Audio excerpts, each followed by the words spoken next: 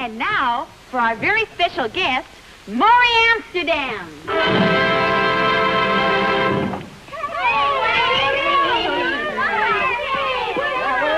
that fella? Yeah, I don't know. You're Morley Amsterdam. I'm Morley Amsterdam. Wait just a second. By golly, you're right. Sure, I'm sorry I was late getting here, kids. Come on down here. I want to talk to you. I asked the fella how to get here. You know, I didn't know where the place was, and he said, just follow your nose, see? So I did, and I wound up in a box of handkerchiefs. I tell you, now, everybody sit down, because I got some plans for you. You like to play games? Oh, yeah. What kind of games? Oh, all kinds of games. Nice games? Mm-hmm. Yeah, all games. All right, now, here's the thing I want to ask you. Everybody who likes pie, please applaud. Everybody who likes ice cream, applaud. Yay! I now pronounce you pie a la mode. Gee, sure is nice of you to invite me. Why don't somebody ask me to tell them a story? Okay, Uncle Morley, why don't you tell us a story? Funny you should ask. All right, what would you like to hear? What kind of story? Cinderella! Cinderella? Okay, here's the story of Jack and the Beanstalk. Peanuts, popcorn, chewing gum, candy, a prize in every package. Stolen refrigerators, get them while they're hot. Oh, doctor, I'm so nervous. This is my first operation. I know just how you feel. You're my first patient. You know the story of Jack and the Beanstalk? Mm-hmm. You do? Well, then why do you have me tell it? All right, I'll tell it anyway. Once upon a time, there was a boy named Jack Beanstalk. And he came from an old family of beanstalks, see? And the only reason they called him Beanstalk is because they were the only family who could make beans talk. And, well, that's a little tougher than making cornstalk. Now, Jack was a very nice little boy. He was a towhead, had a head like a toe. And he came from a very poor family. They used to be very rich, you know. But his father lost all of his money in the market. The stock market? No, the fish market. And his mother said to him, Jack, you take the cow to market and sell her because we got to have enough money to pay the milk bill. So Jack says, okay, and he starts trucking off to market with a cow. And as they're going along, you know, Jack is walking over a railroad track with a cow, and a train comes along and hits the cow and knocked the cow's tail off. So Jack had to sell him wholesale because he couldn't retail him. Well, sir, as he's walking along, he runs into a little girl named Cinderella. And he says, Cinderella, where are you going? And she says, I got a date to meet the prince. And she says, here he comes now. Here, Prince. Here, Prince. And then the prince came along, and Cinderella, the two of them left on account of the fact that when the Cinderella, the two of them left, they went down through the place, out there trying to people out of What'd he say? Then, all of a sudden, he met a fella named Rip Van Winkle. Now, let's see, how does that go in music? Rip Van Winkle, Rip. Well, I'm all on my Rip, but I'm a little flat on my Winkle. Oh, I forgot to tell you that Cinderella had 3 stepsisters. I said 3. That's better. Well, she didn't have any sisters. And anyway, as I told you about Rip Van Winkle, you heard about him. He was a fellow with a real long beard that slept for 20 years.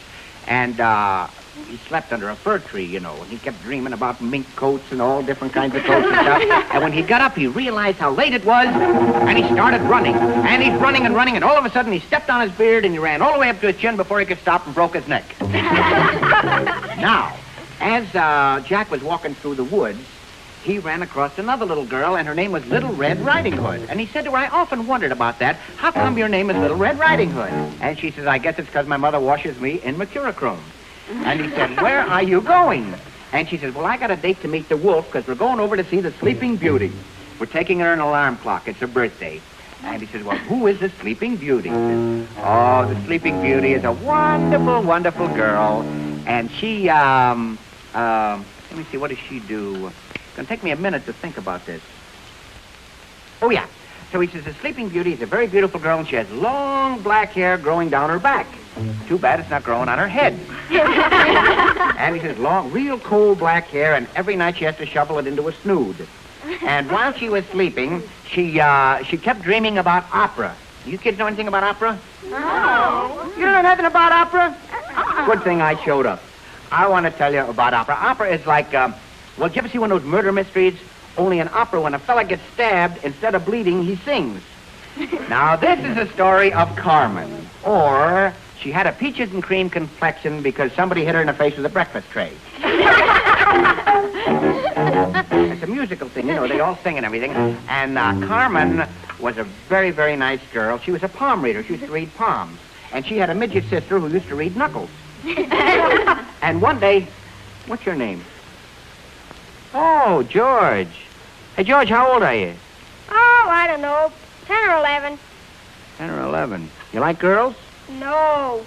You're 10. Yeah. Well, anyway, Carmen came from this very poor family. There were 15 children in the family, and they all had to sleep in one room. Matter of fact, it was so crowded they had to sleep piggyback.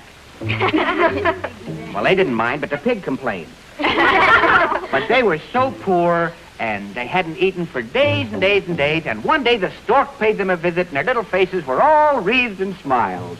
A blessed event? No, they had roast stork for dinner. And she wanted to be a Spanish dancer. Boom, boom, you know, like this. Yeah. But she was so poor they couldn't afford castanets. So she took her father's false teeth, and that's how she first started twitching. Well, she became a famous dancer. And one day she walked along the street, and she saw a bullfighter, and she fell in love with him immediately. This man, his name was Joe Bullfighter. He just called himself Joe Bullfighter because he wanted everybody to know he was a bullfighter, see? But his real name was Matt Adore. Well, when she passed this fella, she acted a little coy, so she dropped her handkerchief. Well, Matt picked it up, and he was pretty surprised because her nose was still in it. Well, sir, what do you think? They got married, and they became very successful. How'd they do that? Well, I'll tell you. Glad you asked. I'll tell you how this all happened. They went into business. They used to take honeydew melons, put toupees on them, and sell them for coconuts. And this made them lots and lots of money, and now they have a big, beautiful home with 2 swimming pools. One marked his and one marked hers. And they have 57 children. They also run a school. And the moral of the story is, whenever a man has a talent to the craft, people have without a Protestant, and that is why I say that without a talent, people have a Protestant. I don't know what he said. I don't know. I can't figure it out myself.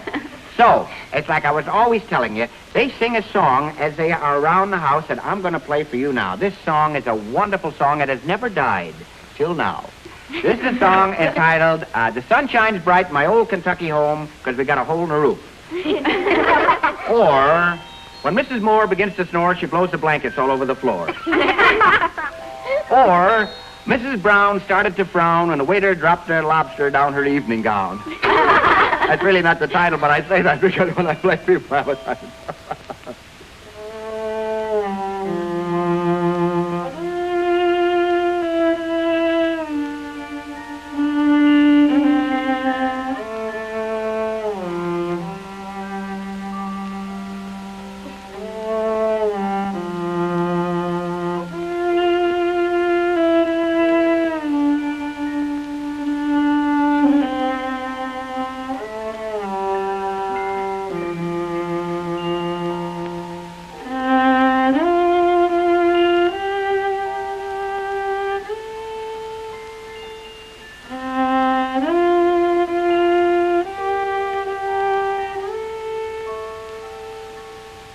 You know, you're very pretty. Thank you. Where'd you get those big blue eyes? They came with a face. Glad I asked.